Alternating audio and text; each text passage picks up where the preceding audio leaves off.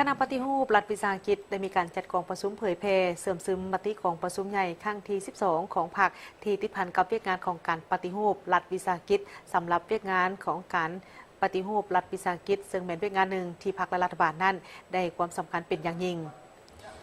พิธีเผยแพร่มันได้มีขึ้นอยู่ที่รัฐวิสาหกิจไฟฟ้าลาวโดยการเป็นประธานของท่านเฉลิมไซกรมสิทธิ์รองนายกรัฐมนตรีหัวหน้าคณะปฏิรูปรัฐวิสาหกิจเข้าร่วมมีทานมาลัยทองกรมสิทธิ์รัฐมนตรีกระทรวงอุตสาหกรรมและการค้าพร้อมโดยภาคส่วนที่เกี่ยวข้องเข้าร่วม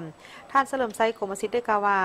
เวียกงานการปฏิรูปรัฐวิสาหกิจเป็นเวียกงานหนึ่งที่พรรคและรัฐบาลได้ให้ความสำคัญเป็นอย่างยิ่งเพื่อหันเข้าสู่คุณภาพสร้างความเข้มแข็งความอาจสามารถในการแข่งขันในภาคพื้นและสากล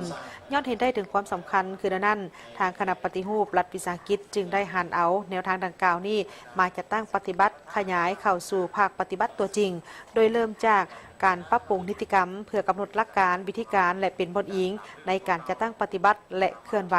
เฮ็ดให้การปฏิรูปได้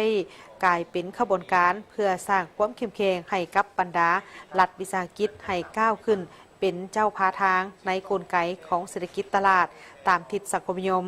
กองประชุมครั้งนี้จุดประสงค์หลักนั่นก็เพื่อสร้างความรับรู้และความเข้าใจที่เป็นเอกภาพกันภายในคณะพรรคคณะนำก็คือบรรดาคณะรับผิดชอบปฏิรูปรัฐวิสาหกิจนับตั้งแต่ศูนย์กลางกระทรวงองค์การและท้องถิ่นบรรดาหัวหน่วยรัฐวิสาหกิจในทั่วประเทศตลอดถึงพนักงานลักแหล่งที่รับผิดชอบเป็นงานดังกล่าวนี้เกี่ยวกับเนื้อในจิตใจทัศนะซี่น้ำของพรรคและมาตรการต่างๆที่ได้กำหนดเอาไว้อยู่ในอยู่ในมติ 12 ของพรรคแผนพัฒนาเศรษฐกิจสังคมแห่งชาติ 5 ปีครั้งที่ 10 และบรรดาเอกสารที่สำคัญที่ติดพันกับเวียกงานของการปฏิรูปรัฐวิสาหกิจเพื่อนำไปจัดตั้งพันขยายเข้าสู่การปฏิบัติตัวจริงให้มีประสิทธิผล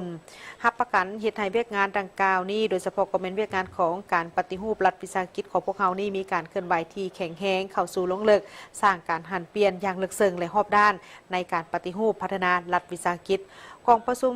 ในครั้งนี้เป็นได้มีการรับฟังถึงเนื้อในจิตใจที่สำคัญของ6เอกสารที่ติดพันกับเวียกงานของการปฏิรูปรัฐวิสาหกิจเป็นต้นก็เป็นเอกสารเผยแพร่เนื้อในปฏิกองประชุมใหญ่ครั้งที่ 12 ของพรรคที่ติดพันกับเวียกงานของการปฏิรูปรัฐวิสาหกิจแจ้งการของคณะปฏิรูปรัฐวิสาหกิจเกี่ยวกับการตรวจสอบ